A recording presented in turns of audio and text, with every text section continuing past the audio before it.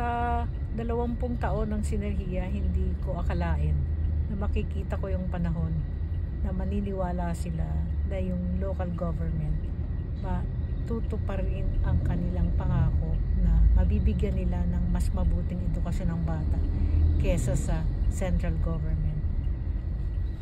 Nakita ko na kinaya o kakayanin ang marubdob ang pagnanasa ng mga local government na mabigyan ng mabuting edukasyon ng mga bata kasi mas matututo daw sila kung ang pinag-aaralan nila ay kwento, tradisyon, mga mabuting ugali ng mga tao sa Iloilo. Pagkatapos, nabigla ako na mas mataas yung standard nila kesa sa Department of Education. Sabi ng DepEd, kailangan magbasa sila ng grade 3 ng Ilonggo or Hiligaynon. Ang sabi ng mga alkalde, kayang-kaya rin nilang magbasa ng Ingles.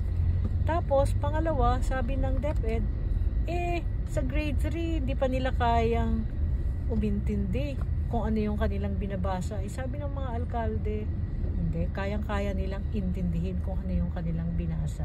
Pagkatapos, dinagdag pa nila yung accountability kasi ngayon walang accountability. Hindi mo alam kung sinong sisisihin kapag ang bata ay hindi makabasa. Sabi ng mga alkalde at sabi ng napakahusay na Assistant Regional Director, ako ang unang dapat i-fire kapag hindi nakabasa ang mga bata.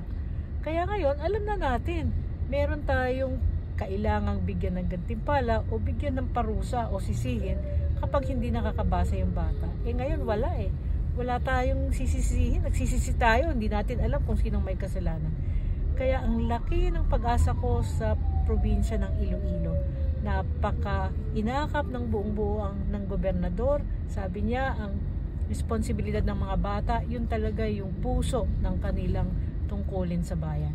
So, hindi ko talaga akalain na makikita ko ang isang panahon na aakapin ng mga local government ang edukasyon ng mga bata.